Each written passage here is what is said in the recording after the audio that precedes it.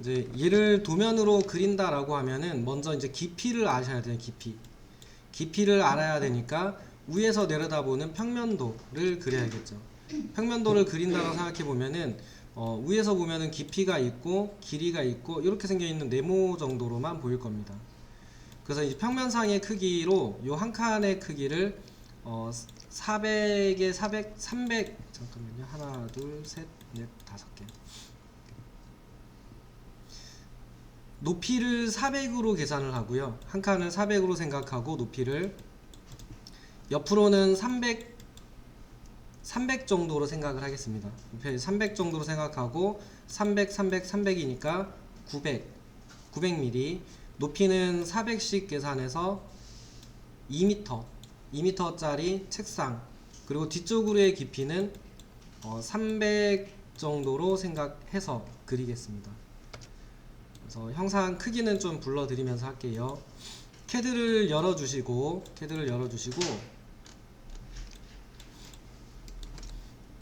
중심선으로 평면도 먼저 좀 그려볼게요. 중심선으로 평면도를 그릴 거니까 이렇게 생겼거든요. 위에서 본 모양. 이렇게 생겨 있는 애니까 이렇게 생겨 있거든요. 그래서 여기에 깊이를 300 정도로 계산을 하고요. 요 옆으로 생겨 있는 깊이는 900으로 그리겠습니다. 그러면 300에 900짜리 물체니까 수평선을 900이니까 한 1200 정도 그리시면 충분하실 거예요. 1200 정도 되는 수평선을 하나 그려주시고, 수직선은 한 500이나 600 정도 그리시면 500 정도 그리시면 충분하시겠네요. 라인 타입 스케일 조절하셔야죠. 중심선이 중심선처럼 보이게 하려면 LTS 조절하셔가지고 크기를 좀 늘려주셔야죠. LTS 10 정도, 6 정도면 될 것 같네요. 이렇게 하신 다음에 옵셋, 깊이는 300, 오른쪽으로는 900, 그 다음에 물체 렉탱글로 그려주시면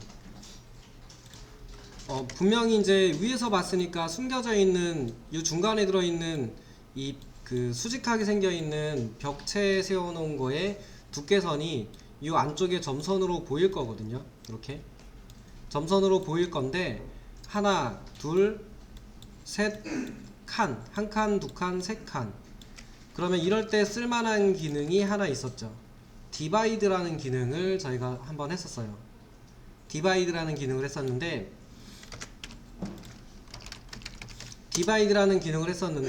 이거는 점으로 찍어줬죠. 점으로 그 위치를 나타내주는 기능이었기 때문에 포인트라고 하는 포인트의 모양, P타입이라는 명령어로 찍어서 등분을 시키고 노드라는 스냅으로 위치를 찍어서 선을 내리시면 되겠죠.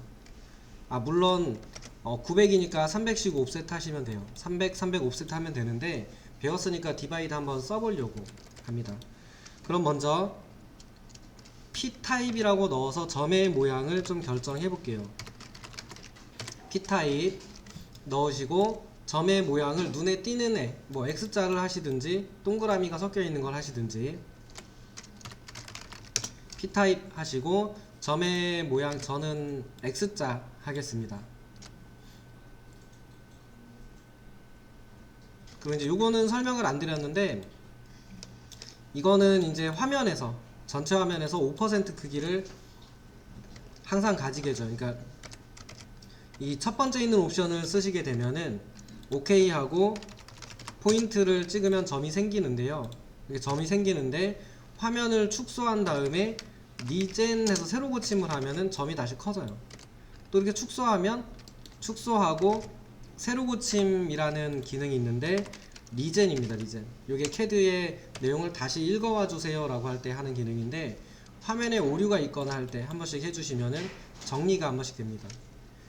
그래서 이것도 좀 추가로 알아두시면 좋으세요. 근데 요즘은 자동으로 새로 고침이 되긴 해요. 그래서 자주 쓸 일은 없을 겁니다. 단축키는 R이고요. 이렇게 하면은 이 크기가 항상 변해요. 이렇게 변하는데 이 포인트 타입에서 밑에 있는 옵션을 쓰게 되면은 이거의 크기가 화면에 축소되어 있는 정도에 따라서 변하는 게 아니라 항상 같은 크기를 가집니다. 5 유닛, 그러니까 5라고 넣으면 얘가 5mm 크기로 계속 유지가 돼요. 10이라고 넣으면 계속 10mm를 유지해요. 얘가 이 크기를 유지하고 화면을 축소해도 그 크기고요, 화면을 확대해도 그 크기로 계속 보여지게 됩니다. 그래서 이제 저거는 그 어떤 크기를 가진 상태로 점을 내가 계속적으로 출력해서 쓰고 싶다, 화면에서 출력하고 쓰고 싶다라고 할 때 저 옵션을 쓰시면 조금 편하세요. 근데 지금은 확인만 할 거니까 위쪽 옵션이 좀 더 유리하고요. 저는 위쪽 옵션으로 쓸 거고요. 그 다음에 중심선하고 중심선 사이에다가 수평선을 그려주면 이 선을 디바이드로 나누시면, 이 선을 디바이드로 나누면 점이 찍히겠죠. 그래서 디바이드 D-I-V-I-D-E,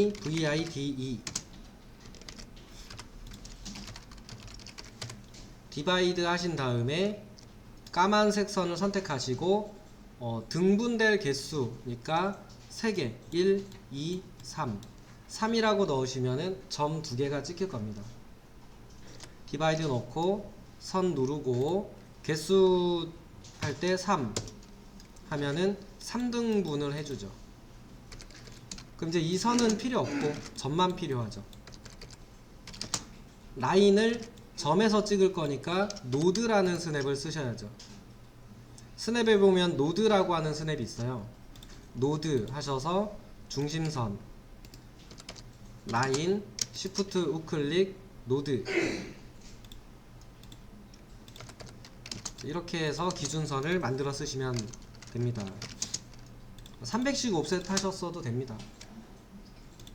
요거의 두께, 요 수직한 애들의 두께는 한 5cm다 생각하고 그려보겠습니다. 5cm.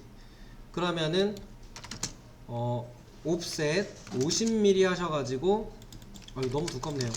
죄송합니다. 30mm 할게. 30mm 30mm 양 끝에선 30mm고 가운데서는 30/2, 그럼 양쪽으로 15mm씩이 되겠죠. 선이니까 히든선, 숨은선 하셔가지고 렉탱글로 박스 쳐주시면 이렇게 선을 그려주시면 되죠. 그리고 이제 안 쓰는 중심선은 지워주시고요.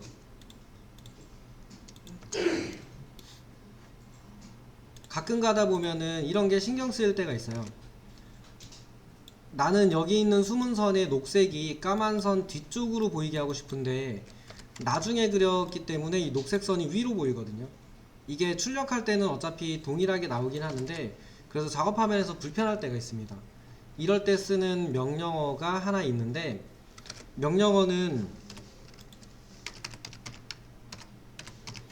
드로우 오더라는 명령어인데 외워서 쓰셔도 괜찮은데요, 마우스 오른쪽 버튼 안에 들어있습니다.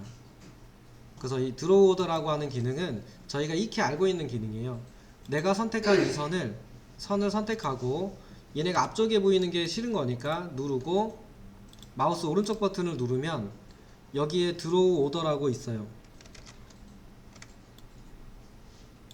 여기에서 앞쪽으로 가져오는 거, 선택한 거를 뒤로 보내는 거, 저렇게 하면은 선에 그려진 순서를 위아래를 바꿔서 쓸 수 있습니다. 그래서 혹시 이제 저런 것도 거슬린다라고 하면은 이 특수 메뉴에 들어있는 기능이니까 명령어로 외우지 마시고 요거 쓰시면 좀 편하세요. 이렇게 하셔서 뒤로 좀 보내겠습니다. send to back 하면은 이렇게 숨겨지죠. 이게 은근히 저런 게 걸릴 때가 있어요. 걸리적거린다 뭐 이럴 때가 있는데 그럴 때 쓰시면 좀 나으세요. 저는 이제 그 흑백으로 출력하면 사실 똑같아요. 똑같은데 파일에서 보일 때 좀 불편할 때가 있습니다. 그 다음에 치수도 한번 해볼게요.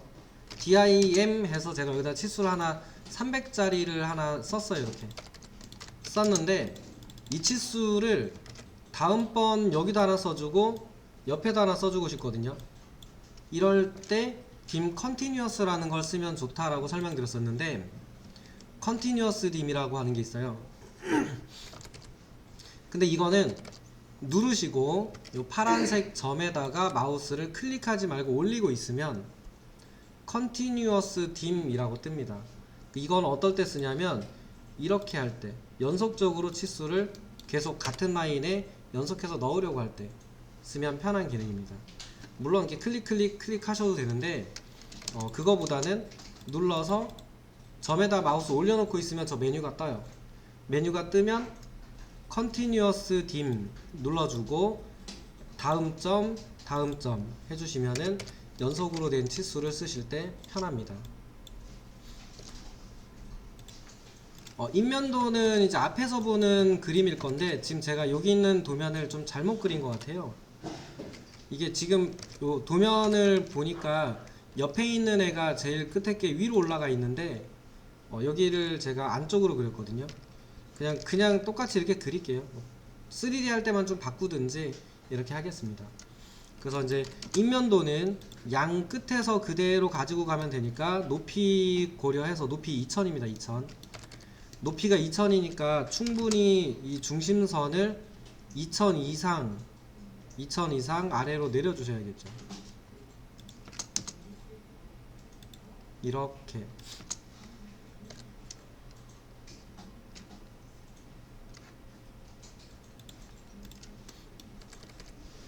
그 다음에 400씩 조금 높긴 한데 400mm씩 2번, 3번, 4번, 5번.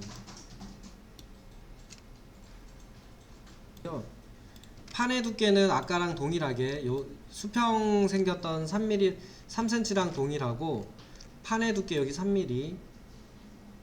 그 다음에 측면에 있는 부분 요 바닥에서부터 이렇게 되어 있으니까 양 옆으로 이렇게 그려주시고 이제 가운데 있는 얘네들은 적당히 조절해서 그리시면 될 것 같네요. 바닥에서 조금 떨어져 있어요. 바닥에서 앞면이 조금 떨어져 있으니까 저 부분까지 고려하셔서 한 3cm 정도 올려서 나머지 부분까지 쭉 안쪽으로 그려주시면 되겠네요. 형상이 잘 보일지 모르겠는데 제가 화면에 지금 그리고 있는 요 선의 모양대로 그리시면 될 겁니다. 요 가운데 있는 네모들은 이렇게 되어 있습니다. 네모들은 끊어져 있어요. 이렇게 수직한 게 끊어져 있어요. 수평 애들은 수직한 애들은 수평은 연결되어 있고 수직하게 되어 있는 판들이 끊어져 있는 형태니까 얘네들 다 그리지 마시고 하나 그린 다음에 어레이를 하시든 복사를 하시든 지금은 어레이보다 복사가 좀 더 편하실 겁니다.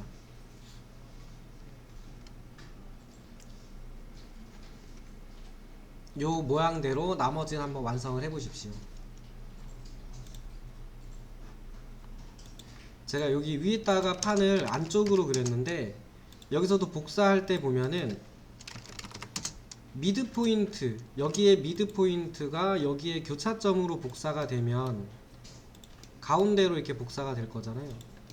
저런 스냅을 잘 이용하셔서 쓰시고 마지막 부분만 바닥에서 한 5cm 올려주면 좋겠다라는 생각이 들어서 5cm 정도 이동 명령어로 올렸습니다. 5cm 좀 높은 것 같아서 3cm 정도만 올렸습니다. 그럼 여기 가운데도 사실은 동일해요. 위쪽에서 인면도니까 그대로 내려서 요 사이에만 사각형 하나 그려주고 불필요한 선 지우고 이 네모를 아래쪽으로 복사하시면 되죠. 이때도 보시면은 같은 위치에서 같은 위치로 복사할 때 이렇게 쓰면 됩니다. 그래서 두 개만 그리시면 되겠네요. 두 개만 그려서 옆으로 아래로 내리시고 오른쪽으로 복사해 주시고요. 한쪽만 그리시면은 옆쪽으로는 복사하시면 됩니다. 복사. 이때도 보면 저는 평면도에서 중심선 이용해서 이렇게 복사를 했어요. 크기는 저랑 같지 않아도 되니까 유사하게만 하시면 되겠네요. 스트레치라고 하는 기능이 있어요. 여기 옆에다가 잠깐 중지하시고 이 기능을 먼저 해보신 다음에 해보십시오. 수직선을 몇 개, 이렇게 한 2개나 3개 정도 그려주시고요. 수직선 잘 쓰시면 진짜 유리해요. 이동을 대신해서 쓸 수도 있고요, 이동을 대신해서 쓸 수도 있고, 뭐 트림이나 이런 걸 대신해서 쓸 수도 있고, 익스텐드나 트림을 대신해서 쓸 수도 있고, 되게 유용한 명령어입니다. 근데 문제는 쓰는 게 그렇게 편하진 않아요. 편하진 않은데 연습하시다 보면은 잘 쓸 수 있습니다. 명령어는 스트레치라는 기능인데 늘려주는 기능이거든요. 여기 있는 이 기능입니다. 이 기능 스트레치라고 되어 있는 기능인데 단축키는 ST입니다. ST. 죄송합니다. S 단축키가 S예요.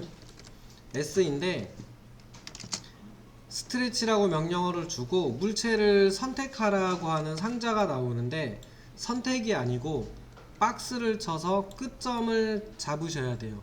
끝점을 손으로 잡는다라고 생각하시면 돼요. 그래서 클릭을 하면 안 되고 박스를 쳐서, 녹색 상자로 박스를 쳐서 끝점이 포함되게 잡으시면 이 끝점을 다른 데로 옮겨 놓을 수 있습니다. 그렇게 되면 여기는 반대편은 고정이기 때문에 선이 이렇게 변경이 돼요. 한번 해볼게요. 박스를 치고 스페이스바 누른 다음에 기준점 아무데나 찍으시고 F8번 끈 다음에 옮겨 보시면은 아까 잡았던 끝점을 내가 원하는 대로 옮겨 놓을 수 있죠. 이걸 이렇게 쓰시는 거죠. 여기의 끝점이 이쪽에, 이 2개의 끝점이 이쪽에, 이런 식으로 끝점을 끌어다가 끝점을 잡아다가 어딘가에 특정 위치로 옮겨 놓을 때 쓰는 기능이 스트레치라고 하는 기능입니다. 끝점을 이렇게 잡는다라는 이 개념을 많이 헷갈려 하세요. 일단 클릭하고 보시거든요. 네모 상자 뜨니까 일단 클릭 또는 가운데 선택 이렇게 많이 하시는데, 이렇게 하시면은 안 됩니다. 이렇게 하시면은 아무런 변화도 일어나지 않아요. 끝점이 잡히지 않으면 아무런 변화도 일어나지 않습니다. 그래서 얘는 반드시 끝점을 박스를 쳐서 잡으신 다음에 옮기면 이렇게 움직여져요. 근데 이걸 옮길 때 F8번이 켜져 있다면 이렇게 늘어나고 줄어들고 늘어나고 줄어들고 이렇게 되겠죠. 그러니까 선을 연장하는 기능을 대신해서 쓸 수 있어요. 만약에 이 세 선의 길이가 짧다, 동시에 키우고 싶다라고 하면 이렇게 잡을 수 있죠. 스트레치. 이렇게 박스를 쳐서 세 개의 끝점을 잡고 이렇게 늘리면 선이 늘어나고 줄어들고 이렇게 쓸 수 있기 때문에 기준선을 그려놓고 좀 짧다라고 하면은 스트레치를 쓰시면 되고, 만약에 옵셋을 하고 나서 불필요하게 많이 남는 부분이 있다, 이런 경우도 스트레치로 이렇게 쭉 당겨서 놓으시면은 형상을 정리해서 작업하기 좋은 크기로 조절할 때 상당히 유용한 기능이 됩니다. 스트레치라는 기능을 써보시고 컨트롤 Z 하셔가지고 수직선 3개인 상태로 다시 한번 만들어 주시고요. 몇 번 써볼 거예요. 몇 번 써볼 거니까 돌려놔 주시고요. 일단은 가장 유용하게 쓸만한 기능이 아까처럼 쓰는 기능이에요. 이게 수직선이어서 이걸 늘리거나 전체적으로 줄이는 형태로 쓸 때, 이럴 때 상당히 유리해요. 익스텐드보다는 확실히 편해요. 보면 익스텐드는 클릭해서 위치까지 해줘야 되는데, 스트레치는 쭉 늘린 다음에 예를 들어서 여기까지 얘네를 늘려야 된다 그러면 익스텐드 하셔도 되는데, 스트레치에서 통과시킨 다음에 트림으로 자르셔도 비슷해요. 그러니까 익스텐드 같은 경우는 여러 선을 겹쳐 있는 곳은 여러 번 클릭을 해줘야 되는데, 스트레치는 그냥 쭉 통과시키고 기준에서 트림으로 자르면 되기 때문에 조금 유용한 경우가 있습니다. 그래서 그거 대용으로도 많이 쓰고요. 선택하실 때 규칙 있어요. 규칙. 스트레치 한 다음에 이렇게 끝점이 없는 곳을 잡은 경우, 지금 보면 끝점이 아무데도 포함이 안 된 상태에서 그냥 이렇게 잡았잖아요. 이렇게 선택한 경우 스페이스바 누르고 작업을 해보시면 아무런 변화도 일어나지 않습니다. 아무런 변화도 안 일어나요. 또 다른 규칙. 그러면은 여기 있는 끝점과 여기 있는 끝점이 동시에 잡힌다면 이에요. 이렇게 잡힌다면 이런 경우는 이동이 됩니다.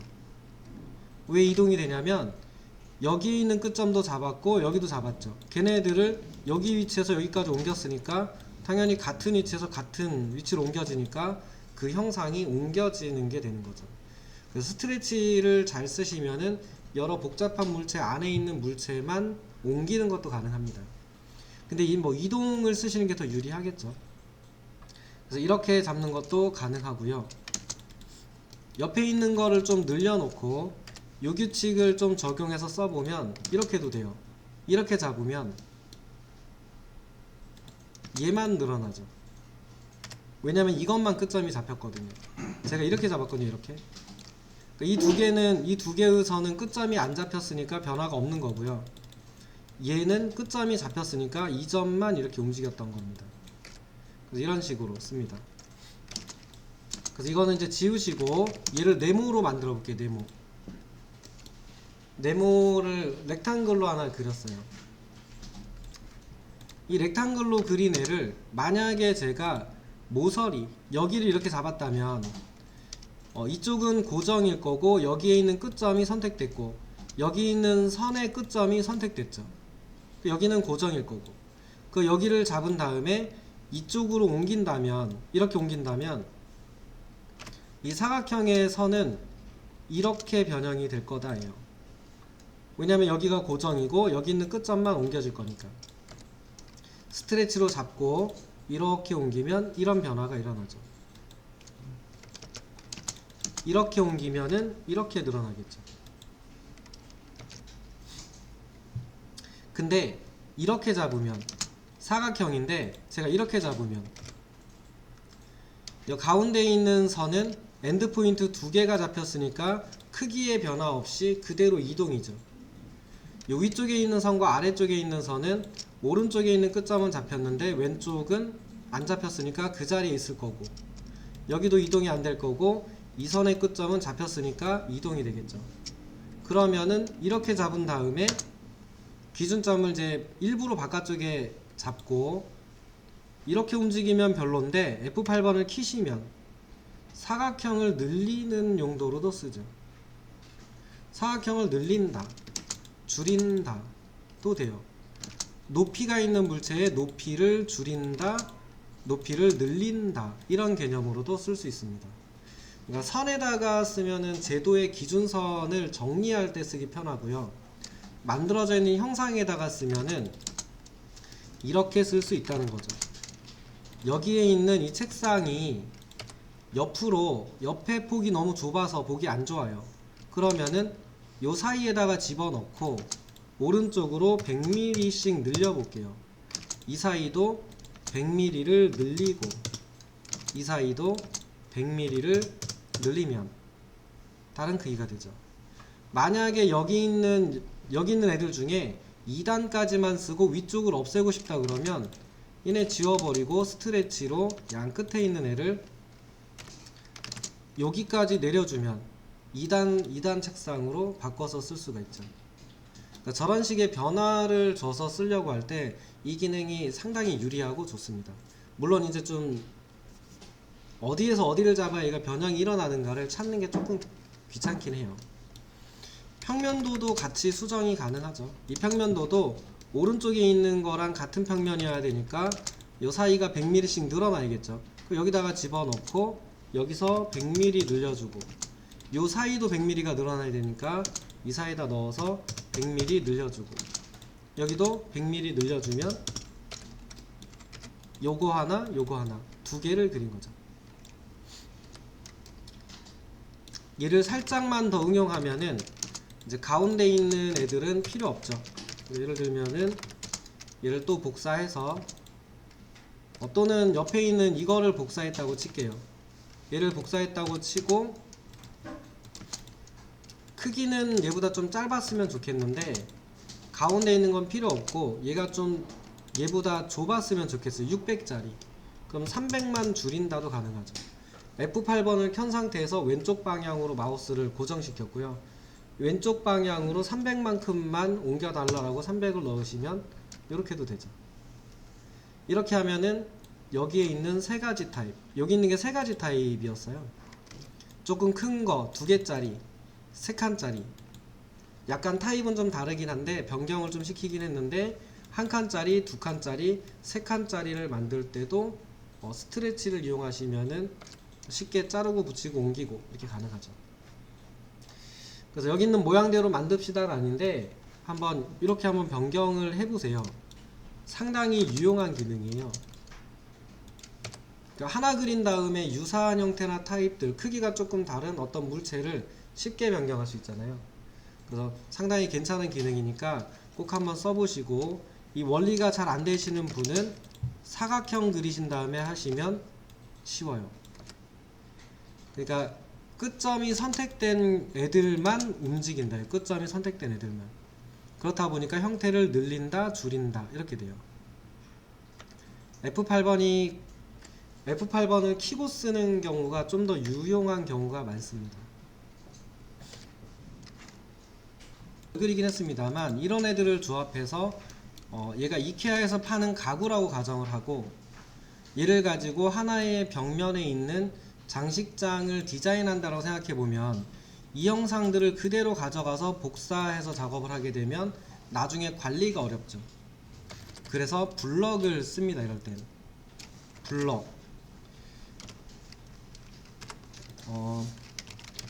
블럭이라고 하는 기능이 있었죠. 블럭. 그래서 오늘은 간단하게 그냥 1, 2, 3 이렇게 이름을 붙일 겁니다. 그래서 블럭 해볼게요. BLOCK 눌러서 예를 들어서 1번을 이걸로 하고 2번을 이거로 하고 3번을 이거로 할게요. 하나만 있는 분은 하나만 하셔도 괜찮습니다. 그래서 이름을 1이라고 넣을 거고, 베이스 포인트는 물체를 배치하는 포인트, 그러니까 마우스 커서가 나중에 이렇게 오는 곳이거든요. 그럼 배치해서 놓기 편한 데를 지정해 주는 게 좋으세요. 그래서 저는 여기 모서리 찍을 겁니다. 모서리. 그리고 오브젝트 하셔가지고 요 인면도만 선택. 그리고 OK 누르면은 그룹으로 묶이죠. 이렇게 하나로. 그럼 선택하기도 쉽고 이동하기도 쉽고 복사해서 쓰기도 쉽고. 옆에 있는 것도 마찬가지로 블럭, 요거는 2번이라고 넣을 거고 딱 2개만 하면 돼요. 베이스 포인트, 셀렉트 오브젝트. 그래서 베이스 포인트는 좌측 하단을 찍어 줄 거고, 셀렉트 오브젝트는 요거 오케이. 뭐 옆에 있는 건 3이니까 3. 베이스 포인트는 좌측 하단, 물체 선택. 이렇게 해주면 이 세 개가 각각의 블럭이 되는 거죠. 이렇게 해놓으면은 복사하든 이동하든 편하다는 얘기예요. 선택을 그냥 클릭 한 번만 하면 되잖아요. 클릭 한 번만 하면 되기 때문에 지금처럼 이렇게 복사해 가지고 내가 원하는 타입으로 얘네를 배치하고 싶다라고 할 때 상당히 편하게 하죠. 안 그러면 이거 얘네들을 선택하는 것도 귀찮고 복사할 때도 선택하는 것 자체가 어려워요. 근데 지금처럼 이렇게 복사해 버리면은 쉽죠. 블럭으로 묶어서. 오른쪽에 있는 수납장은 여기 이제 문이 달려 있다, 하부에 이렇게 문이 달려 있는 형태다 그러면 블럭 편집기에 들어가서 문하고 손잡이 그려주시면, 문하고 손잡이를 그려주시면은 얘가 변경이 되겠죠. 그래서 저는 오른쪽에 있는 거 요것만 좀 바꿔보고 싶어서 누른 다음에 마우스 오른쪽 버튼 누르면 블럭 에디트라고 하는 게 2가지 모드가 있는데, 하나는 별도로 떼내서 편집할 때 쓰는 거, 그리고 에디트 블럭인 플레이스라고 하는 거는 현재 화면 내에서 다른 영상들의 높이 위치를 보면서 수정하는 거입니다. 지금은 별도로 떼내서 편집하는 게 편하니까 저는 위에 거 쓰겠습니다. 블럭 에디트 또는 더블 클릭하셔도 됩니다. 이렇게 편집 모드가 들어와요. 그럼 이 상태에서 두 칸 정도만, 요 두 칸 정도만 수납함을 열 수 있는 게, 여기 이렇게 해서 손잡이 하나, 밑에 부분에 이렇게 해서 손잡이 하나가 있다라고 하면 렉탱글 기능 이용하셔가지고 중심선 좀 그려 주셔야겠네요. 이렇게 중심선이 있으신 다음에 여기에 미드 포인트 정도에서 문이 교차됐을 거니까 가운데 정도를 끊어주고, 밑에 부분은 아래쪽까지 전부 닫힌다라고 생각하고 이렇게 선을 그려서 렉탱글로 하나 그려주고, 렉탱글로 하나 그리신 다음에 약간 효과를 주기 위해서 옵셋으로 한 5mm 정도만 안쪽으로 좀 넣을게요. 이렇게 도면처럼 효과가 좀 지도록 5cm 정도씩, 5mm씩 넣었고요. 5mm씩 옵셋을 해서 넣었고, 안쪽에 있는 애들은 필요 없으니까 이제 잘라 주셔야죠. 이렇게 문 판넬에 가렸으니까 안 보일 부분이거든요. 얘는 안 보일 부분이니까 이렇게 잘라서 그렇게 정리를 해주시면은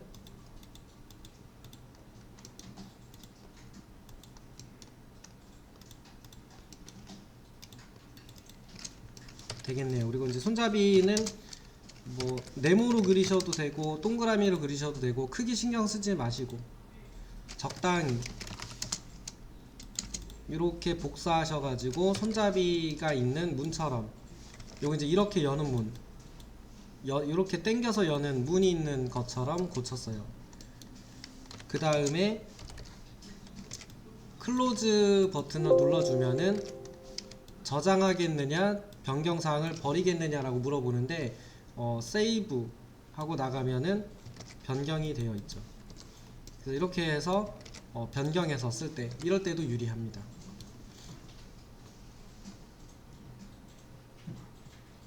이제 이런 경우도 마찬가지입니다. 벽걸이 TV 놓기는 조금 높아서 여기 장을 좀 내려야겠다 그러면 똑같이 블럭 에디트 들어가서, 지금 같은 경우는 이제 주변 걸 높이를 보면서 수정하는 게 필요하니까 내부 편집으로 들어온 거고요.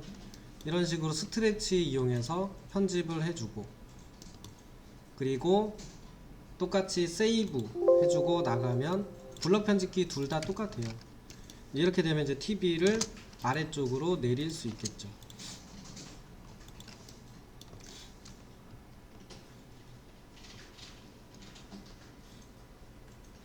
똑같지 않아도 괜찮습니다. 똑같지 않아도 괜찮으니까 그냥 유사하게만, 내 생각엔 그냥 네모다 그럼 네모로 그리셔도 돼요.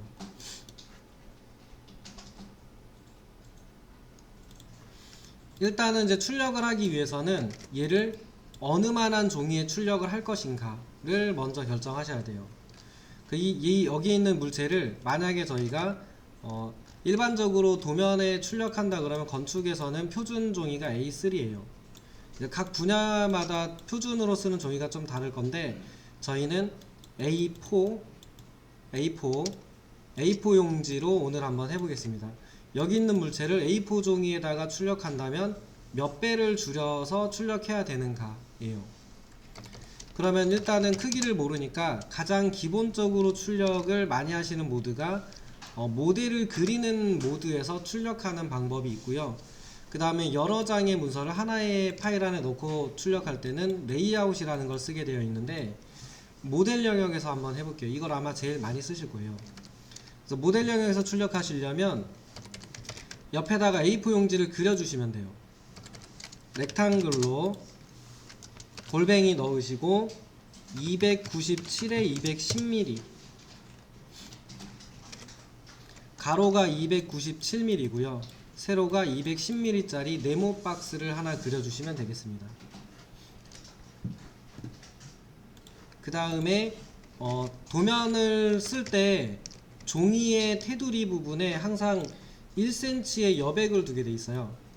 1cm, 또는 도면을 묶어서 쓴다 그러면 묶어서 쓰는 쪽은 2cm의 여백을 두게 돼 있습니다. 이건 이제 제도 기준에 그렇게 돼 있어요. 근데 요즘은 이제 파일철로 묶어서 보관은 잘 안 하시니까 옵셋 10mm 1cm를 바깥쪽이 아니고 안쪽으로 옵셋 해 주시면 됩니다. 요거 박혀 있는 선은 종이의 크기를 해 놓은 거니까 출력이 안 돼요. 여기 있는 요 네모만 출력이 될 겁니다. 도각이라고 해서 저 테두리를 하나 그려주게 돼 있어요. 출력하면 안에 있는 이 네모만 나와요. 밖에 있는 거는 종이 크기니까 출력이 안 돼요. 그래서 요 사이를 1cm에 사방 1cm에 여백을 둔 다음에 출력하세요 라고 돼 있으니까 여백을 만들었고요. 그 다음에 렉탱글로 그렸으니까 얘가 폴리선이죠. 분해를 시켜서 여기다가 박스를 하나 친 다음에 내 이름을 하나 쓰고 싶어요. 이름, 작성자, 누구누구 이렇게 쓰고 싶거든요. 그 이 선을 지금 옵셋하면 이렇게 될 거니까 익스플로드라는 기능이 있었죠. EXPLODE 단축키는 X. X 누르면은 사각형이 분해가 되죠. 그런 개별적인 선으로 분리가 되죠. 반대 기능도 있었어요. join, join 하게 되면은 분리되어 있던 선들이 폴리선으로 묶이는 기능이 join이었습니다. 그래서 익스플로드하고 join 10mm 위로 옵셋 하겠습니다. 10mm. 그 다음에 왼쪽 부분은 40mm 그리고 뭐 25mm 크기는 달라도 돼요. 크기는 달라도 됩니다. 여기 40mm 했고요. 이쪽은 25mm 했습니다. 크기는 조금씩 달라도 돼요. 뭐 50에 50 하셔도 상관없습니다. 그리고 나머지 있는 이 선은 정리하셔야 되는데 트림 하셔도 되는데 코너 부분을 기역자 형태로 맞닥뜨리게 자를 때 좋은 기능이 필렛이었습니다. 필렛에 레디우스 값을 0을 주고 자르면 이런 코너 부분을 자르기가 쉽다였어요. 필렛 레디우스 값이 0인지 확인하시고 0이라면 클릭해주면 코너 부분이 잘리죠. 저런 부분을 자를 때는 필렛이 유리합니다. 필렛. 코너 부분을 정리할 때는 필렛을 쓴다. 이렇게 트림보다는 필렛이 유리합니다. 여기는 트림으로 자르시면 되겠죠. 한 줄 한 줄 생겨있는 문자는 싱글라인 텍스트를 쓰는 게 유리하다라고 했으니까 텍스트 명령어가 text예요. text. 그 다음에 그냥 아무데나 찍어주시고 대충 좌측 하단을 찍는다라고 생각하고 찍으시고 문자의 높이는 3mm 정도 하겠습니다. 3mm 3 엔터. 회전을 할 거냐라고 물어보는데 회전 안 할 거니까 기본값이 0 들어있거든요. 그러니까 뭐 문자 높이를 물어봐서 3mm 하겠다라고 입력을 했고 회전할래 라고 물어보니까 0 되어 있잖아요. 그럼 엔터 누르시면 돼요. 그러면은 커서가 깜빡깜빡하죠. 여기다가 이름 엔터 한번 누르고 한 번 더 누르면 종료가 되죠. 그러면 이제 적당한 위치로 옮겨주시고 가운데 쪽으로 적당히 옮겨주시고 오른쪽에 쓸 때는 텍스트 또 쓰는 게 아니고 복사해서 쓰셔야죠. 복사하시고 텍스트 에디트라는 명령어가 존재합니다만 더블클릭을 더 많이 쓴다고 설명드렸죠. 그리고 이름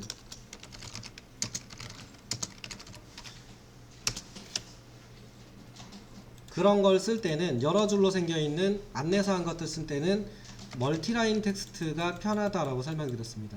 m텍스트 또는 mt라고 쓰셔도 돼요.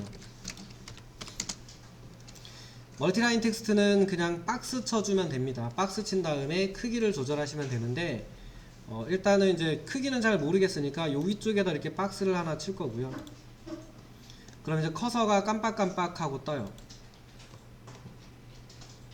그래서 제목에 제작 시 주의사항이라고 쓰고 엔터 누르고 짝대기 또는 1도 돼요.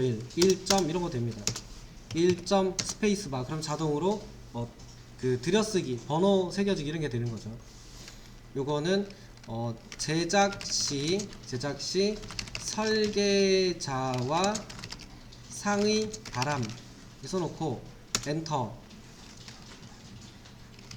오차 없이 제작하여야 함. 이런 거 쓸 때 멀티라인 텍스트가 편하답니다. 싱글라인 텍스트로는 저렇게 쓰는 게 상당히 불편하죠. 이렇게 좀 몇 개 써주시고,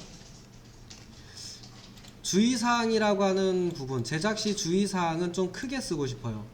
그러면 선택하고 위쪽에 보면은 크게 쓸 수 있죠. 그래서 선택한 부분만 4mm 문자 4로 바꿨어요. 그리고 굵게 하고 싶어요. 그럼 B 눌러주시면 굵게 되겠죠. 그래서 이런 식의 문자를 쓸 일이 있으시면은 멀티라인 텍스트가 유리합니다. 근데 이거로 한 줄 문자를 쓰시면은 불편하다였어요. 수정하는 게 좀 귀찮았죠. 이걸 더블 클릭하면 일단은 선택부터 다시 하셔야 되는 불편함이 있죠. 그래서 이게 한 줄 한 줄 쓰는 애들은 싱글라인 텍스트가 확실히 유리하고요. 여러 줄로 되어 있는 문장이나 문단 형태를 갖춰야 되는 애들은 멀티라인 텍스트가 월등히 유리합니다. 그리고 이렇게도 됩니다. 이렇게 줄여들고 이렇게 늘려서 쓰고 이런 것도 가능하기 때문에 이런 식으로 박스의 크기를 조절하면 이렇게 내려가는 이런 것도 가능하기 때문에 이 멀티라인 텍스트를 누르면 화살표가 나오는데 화살표를 옆으로 줄여주면 이 박스 안에 이렇게 딱 차요. 늘려주면 옆으로 늘고. 그래서 이제 출력을 해보겠습니다. 출력 컨트롤 P를 누르면은 이제 가장 먼저 하셔야 되는 거는 어렵게 생각하시면 안 되고요. 어떤 프린터로 뽑을 거냐, 어떤 프린터에 얼마나 종이로 뽑을 거냐예요. 그 다음에 밑에 플롯 에어리어라고 있는 거는 이 화면에서 어느 부분을 뽑을래를 지정하는 애로 보시면 돼요. 그러니까 뭐 1번 프린터로 A3로 뽑겠다, 요쪽 부분만큼을, 그건 당연히 지정을 해주셔야죠. 그래서 프린터는 대부분 있으실 겁니다. 없으신 분 없을 건데 연결이 되어 있어요. HP 오피스젯 프로 7740, 저 바깥쪽에 있는 프린터인데요. 요거로 지정을 해주시고, 없으신 분은 DWG2 PDF를 쓰십시오. 요거로 지정해 주시고, 그러면 이제 미리 보기가 보여져요. 그 다음에 밑에 종이 사이즈 A4 용지로 뽑을 거니까 A4 용지 지정해 주시고, 세 번째 있는 부분이 플롯 영역입니다. 요거는 화면에 보이는 대로가 디스플레이예요. 누르시면은 윈도우 있습니다. 윈도우. 나머지는 잘 안 써요. 윈도우로 직접 출력 영역을 지정해서 뽑는 방식 외에는 잘 안 씁니다.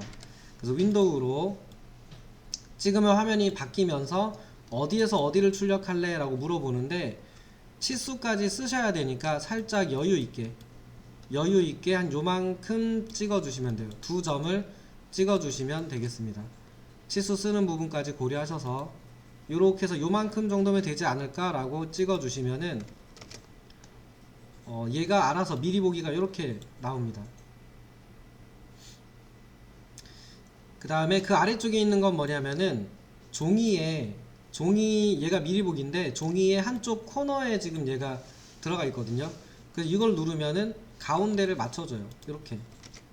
그럼 얘가 종이의 가운데로 갔죠. 그 다음에 지금은 종이가 가로로 생겨 있는데, 세로로 생겨 있는데, 안쪽에 있는 물체는 가로로 길다 보니까 제일 큰 크기로 뽑을 수가 없거든요. 그래서 요거의 종이의 방향을 돌려주는 기능이 얘입니다. 얘. 오른쪽 하단에 있는 애. 그 랜드스케이프로 바꾸면은 종이가 돌아갑니다. 이렇게 긴 쪽 방향으로 길게 뽑으면 도면을 크게 뽑을 수 있잖아요. 그래서 최대한 크게 뽑을 수 있는 방향으로 돌려주시면 돼요. 지금 제가 설명드린 순서대로 나중에 출력하실 때도 하시면 돼요. 프린터를 선택하고 종이를 선택하고 출력할 영역을 지정해주고, 가운데는 뭐 가운데 맞춰서 뽑는 게 기본이니까 체크해주면 되고, 그 다음에 최대한 크게 뽑고 싶으니까 종이의 방향을 돌려서 제일 큰 방향으로 지정해 주신 다음에 얘를 보면 fit to paper라고 되어 있는데 여기가 무슨 뜻이냐면 내가 아까 지정했던 윈도우로 지정했던 영역을 A4 용지에 최대한 크게 맞췄을 때 19.92배를 축소하면 A4 용지에 아까 그 물체가 들어간다라는 뜻이에요. 이게 그러니까 여기 있는 요 TV하고 이거는 실제 크기로 그려놨는데 A4 용지에다가 얘를 집어넣어서 출력하려면 20배 정도 줄여서 출력하면 들어간다라는 뜻입니다. 얘가 그 뜻이에요. 근데 19.92 이런 건 없으니까 P2페이퍼를 풀고 20배를 줄일게요. 20배 20배 정도를 줄이겠습니다. 그러니까 저기 그려놓은 책상이랑 TV랑 그려놓은 거를 20배를 줄이면 A4 용지에 들어간다 그 얘기입니다. 요거를 체크를 풀어주시면 됩니다. 그 다음에 프리뷰를 한번 눌러보세요. 프리뷰. 그러면 이렇게 뭐 주석 스케일이 어쩌고 저쩌고 나오는데 요건 저희가 주석 스케일을 안 쓰기 때문에 컨티뉴 누르면 A4 용지에 이렇게 출력될 겁니다 라고 보이는 거예요. 요쯤에 이제 1cm 정도의 여백이 생겨서 나갈 거고 아까 저희가 여기다가 이름을 써놨어요. 이름. 그 다음에 여기다 주의사항 이렇게 써놨었거든요. 그러면은 이제 주의사항은 아래쪽으로 아래쪽이나 위쪽으로 옮겨준다고 치고 이렇게 옮겨준다고 치고 여기에다가 치수 이렇게 써주면 이렇게 치수 써서 출력하면 적당한 크기이겠죠.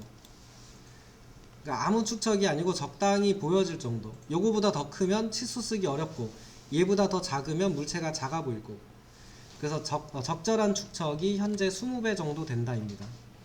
적당한 크기인 것 같다 그러면 ESC.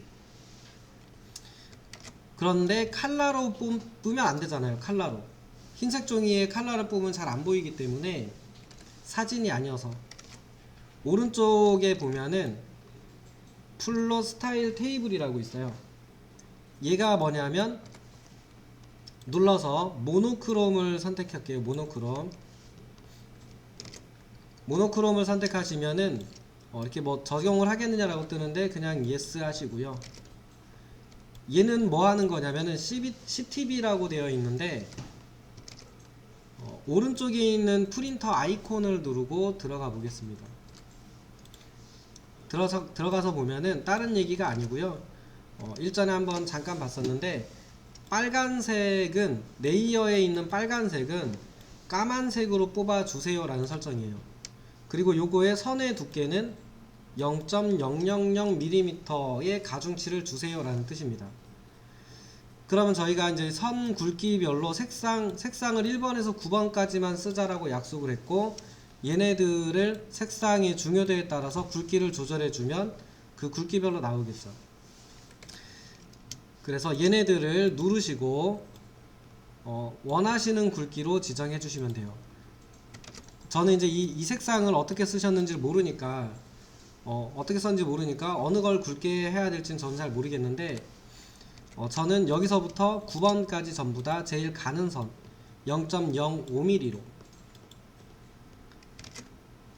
그러니까 전부 다 빨간색부터 9번까지는 전부 깜정색으로 뽑아주세요 라는 설정을 했고 모든 선의 굵기는 0.05mm의 가중치를 줘서 뽑아달라 라고 설정을 한 겁니다. 얘가 이제 그 펜테이블이에요. 나중에 이제 그 회사에서 쓰실 때는 노란색은 0.03mm, 0.4mm, 녹색은 0.3mm, 빨간색은 0.1mm 이렇게 회사마다 지정을 해서 쓰시겠죠. 선 굵기별로. 그래서 지금은 이렇게 하시고 세이브 그리고 프리뷰 해보시면은 흑백으로 나오겠죠. 그리고 지금까지 했던 설정을 나중에 또 쓰셔야 되잖아요. 그래서 두 가지 옵션이 존재하는데 하나는 apply to layout. 이거는 뭐 하는 거냐면 임시 저장이고요. apply to layout 하시고 캔슬하고 나갈게요. 오케이 하시면 출력되니까 캔슬하고 나가서 작업을 하다가 다시 프린트로 들어가면 직전에 했던 설정 아까 apply to layout 해놓은 게 그대로 다시 뜹니다. 그래서 어플라이를 하지 않고 나가면 설정했던 게 전부 취소가 돼버려요. 그래서 여기서 설정을 하고 바로 출력을 할 게 아니라면 어플라이 투 레이아웃 하셔가지고 이 설정을 임시 기록 해두시고, 그 다음에 지금 했던 설정으로 여러 번 출력을 할 것 같아요. 그리고 다른 설정을 또 한 다음에 그 설정으로도 또 할 것 같아요. 그러면은 마지막으로 add를 눌러서 이거는 A4 출력 설정이라고 써놓으시면 되죠. 이렇게 써놓으면은 저장이 돼요. 그럼 나중에 A4 설정, A3 설정 골라가면서 그 설정대로 골라서 윈도우로 영역만 다시 찍어서 출력하시는 곳이 여기입니다. 그래서 쓰는 방법은 간단해요. 위에서부터 아래쪽으로 요 큰 제목들을 보시면서 가면 돼요. 설마 이게 뭐 프린터 종류 고르는 거잖아요. 페이퍼 사이즈 종이 크기 고르는 거, 플롯 에어리어 출력될 영역 지정하는 거, 그 다음에 요 밑에 있는 거는 보면은 플롯 옵셋이라고 돼 있긴 한데 그냥 센터 중심에 맞춰서 종이를 중심에 맞춰주는 기능이 요 기능이고요. 그 다음에 이제 여기 오른쪽에 있는 거, 우측 하단에 있는 게 종이 방향 돌리는 거. 상황에 따라서 돌려주면 돼요. 그러니까 뭐가 있다라는 걸 몰라서 헷갈리는 거지, 사실 뭐가 있다만 알면 사실 눌러보면 금방 씁니다. 그리고 이제 제일 헷갈려 하시는 게 이 축척이에요. 축척인데 기본적으로는 윈도우로 내가 출력해야 될 여유 공간까지를 대충 찍어보고, 너무 크게 잡으시면 안 돼요. 너무 크게 잡으시면 안 되고 적당히 찍어본 다음에 P2페이퍼가 체크되어 있으면 윈도우로 지정한 영역을 최대한 크게 뽑았을 때 19배를 줄여야 된다는 뜻이에요. 그러니까 19.2배를 줄이면 나중에 축척자로 못 읽어요. 삼각 스케일 아실 텐데,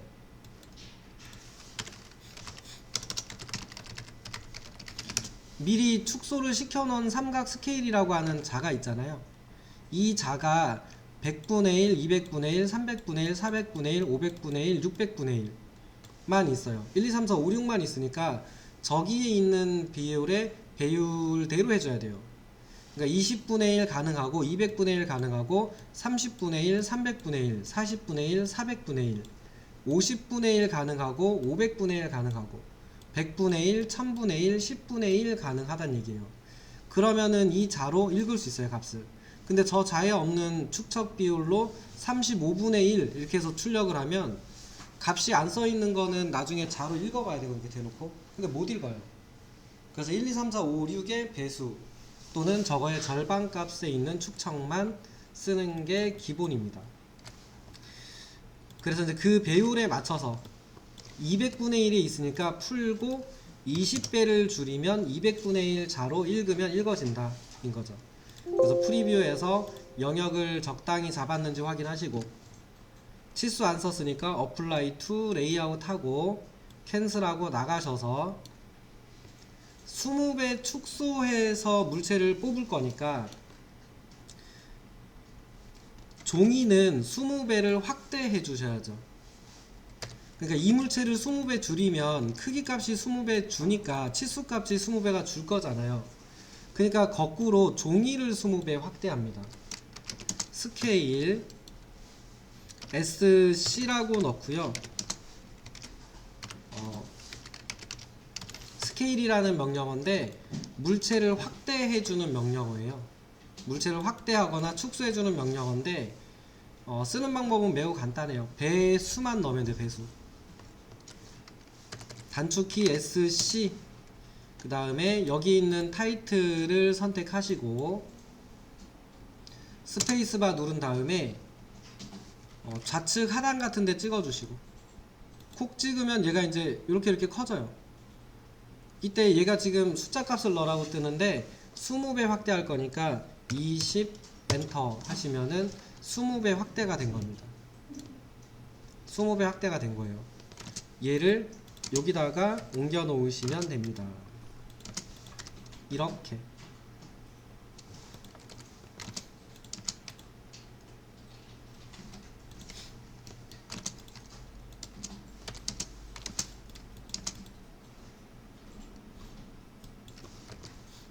그럼 이게 종이에 들어갔을 때 모양인 거죠. 저게 종이 A4 용지에 딱 배치했을 때 그 크기로 맞춘 거예요. 저희가 치수 설정도 어떻게 했냐면 출력할 때 3mm로 써줬으면 좋겠다라고 문자 높이를 설정했거든요. 그래서 실제로 이제 딤 스타일에 가서 저희가 설정했을 때 여기에서 문자 높이를 2.8mm 하겠습니다 라고 넣은 게 출력될 때 2.8mm로 하겠습니다 라는 뜻이에요. 그래서 최종적으로는 핏에서 20배로 축소해서 뽑았을 때 2.8mm가 나와야 되니까 여기가 축척값이 됩니다. 그러니까 여기 부분에 축척값을 넣어주시고 쓰시면은 정확하게 20배 확대된 상태로 치수가 써져요. 그럼 다시 20배 축소해서 뽑으시면 2.8mm 크기겠죠. 그래서 요 개념도 좀 많이 헷갈려서요. 근데 이렇게 쓰시는 게 가장 정확하게 치수를 제어할 수 있는 가장 쉬운 방법이세요. 오케이 하시고 클로즈 하신 다음에 dim 하셔서 원하는 부분의 치수를 이렇게 써주시고, 아까 컨티뉴어스 딤 썼으니까 다시 컨티뉴어스 딤에서 요 사이 거리도 한번 넣어주고, 여기 사이 거리도 한번 넣어주고, 여기도 한번 넣어주고, 높이 값도 한번 넣어주고 싶으니까 좌측면에다가 이렇게 높이 값도 하나 써주시고, 넣고 싶은 부분에 치수 있으면은 이렇게 한 번씩 넣어 보세요. 이왕이면은 좀 보기 좋게.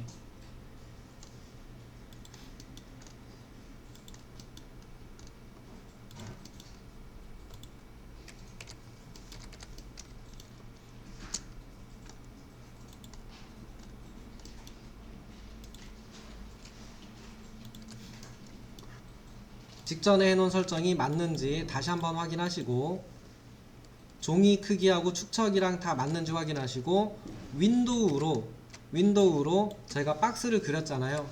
박스를 그렸으니까 박스의 바깥쪽에서 바깥쪽까지, A4 용지였으니까 A4 용지의 바깥쪽에서 바깥쪽까지를 찍어주고, 그 다음에 프리뷰 해보시면은 이렇게 될 겁니다. 아까 전에 이제 그 외곽에 있는 바깥쪽은 출력 안됩니다 라고 했던 건 생략됐고, 정확하게 안쪽에 있는 타이틀하고 이름 쓴 거하고 저희가 쓴 애들이 출력이 되죠. 이렇게 하시고 나서 OK 누르시면은 바깥쪽에 있는 프린터로 출력이 될 겁니다. 조금 덜 그리셔도 괜찮으니까 꼭 출력을 해서 보세요. 이 파일 안에서 보시면 정확하게 안 보여요. 틀린 내용도 안 틀려 보이고 이렇거든요. 그래서 꼭 출력을 해서 OK 누르시고 출력해서 보십시오. 이걸 좀 빼냈고요. 저는 3D를 만들기 편한 상태로 지금 해놨는데 어떨지 모르겠네요. 블럭이니까 익스플로드 해주고, 이렇게 돌려서, 저는 아까 전부 렉탱글로 그렸어요. 중심선도 없고. 그래서 익스트루드해서 만들면 바로 책꽂이 됩니다. 깊이 300 할 거거든요. 이렇게 하면은 이렇게 돼요. 그러니까 아까 저는 이렇게 만들기 위해서 부재를 어떻게 해놨냐면은 빨간색 부분들은 바로 돌출할 수 있도록 이렇게 해놨었어요. 녹색 부분도 각각의 네모들로 올라갈 수 있게 네모 다 끊어놨었습니다. 그리고 겉에 있는 얘네들도 이렇게 해놨었어요. 그렇다 보니까 돌출을 하게 되면 익스트루드에서 얘네를 잡게 되면 350 이렇게 하면은 각각의 부재가 돌출이 되면서 얘가 된 거죠. 그러니까 얘네도 똑같아요. 제도할 때도 다음 작업을 준비하면서 얘를 그 이전에 그리는 2D를 어떻게 그릴 것인가를 준비하는 게 좋다라고 했잖아요. 3D도 똑같습니다. 3D 만들 때 돌출을 해야지 라고 했으면은 돌출을 하기에 편한 상태의 2D들로 그려 놓으셨으면은 쉽게 돼요. 그런 기능이 있어요. 여기 있는 꽃병 같은 애, 요런 애들은 보통 어떻게 만드냐면 미러하고 유사한데 가운데 축선을 기준으로 단면 잘려져 있을 때의 형상을 요렇게 그려줘요. 그러면 얘가 360도를 돌아가면서 3D를 만들어주는 기능이 있습니다. 그래서 너무 크지 않게 딱 조금만 그려볼게요. 평면도에서 그리셔야 되니까 탑뷰로 2D 와이어프레임 모드로 바꿔주시고요.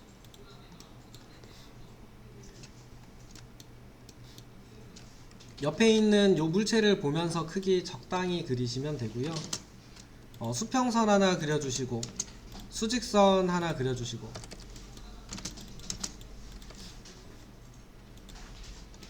한 몇 미리 정도 옵셋 하시냐면은 한 5mm 정도 5mm 정도로 옵셋을 하시고 필렛으로 모서리를 이렇게 정리를 해 주십시오. 그 다음에 이쪽을 잘라 주시면 돼요.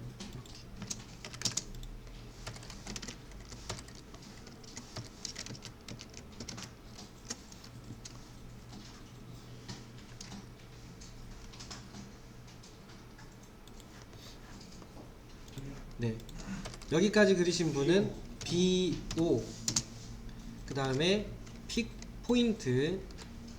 포인트로 해치할 때랑 똑같아요. 여기 비어있는 영역 안쪽을 클릭해 주시면은 스페이스바 누르면 이렇게 폴리선이 하나 더 생깁니다. 3D로 살짝 기울인 다음에 명령어는 REV입니다. 회전시켜주는 기능이에요. 회전해서 3D를 만들어주는 기능인데 한번 보시면은 어떤 기능인지 바로 아시게 돼요. REV 2D선 선택 스페이스바 누르신 다음에 가운데 축선 지정을 잘 하셔야 돼요. 엔드포인트에서 이렇게 잡아주시면 돼요. 요 사이가 멀어져 있으면 안 돼요. 이렇게 떨어져 있으면 가운데 구멍이 뚫려요. 그래서 여기 끝점 부분에서 요쪽 방향으로 여기 요 바음점 방향으로 찍어 주신 다음에 회전을 해보면은 360도 회전하면서 저희가 그렸던 2D가 360도 회전하면서 물체를 만들어줘요. 그래서 마지막에 360 엔터 누르면 360도 회전하면서 이렇게 만들어주는 기능입니다.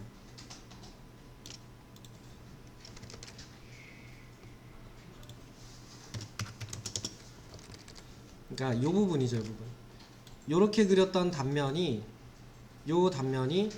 360도까지 돌아가면서 3D를 만들어주는 기능이 REV예요. 그 사이트에 보면은 사용하는 방법 조금 있으니까 그거 보시고 조금 해보시면 그렇게 어려운 기능이 아닙니다. 단면을 상상하는 게 어렵긴 한데 단면만 상상할 수 있으면은 만드는 거는 굉장히 쉽습니다.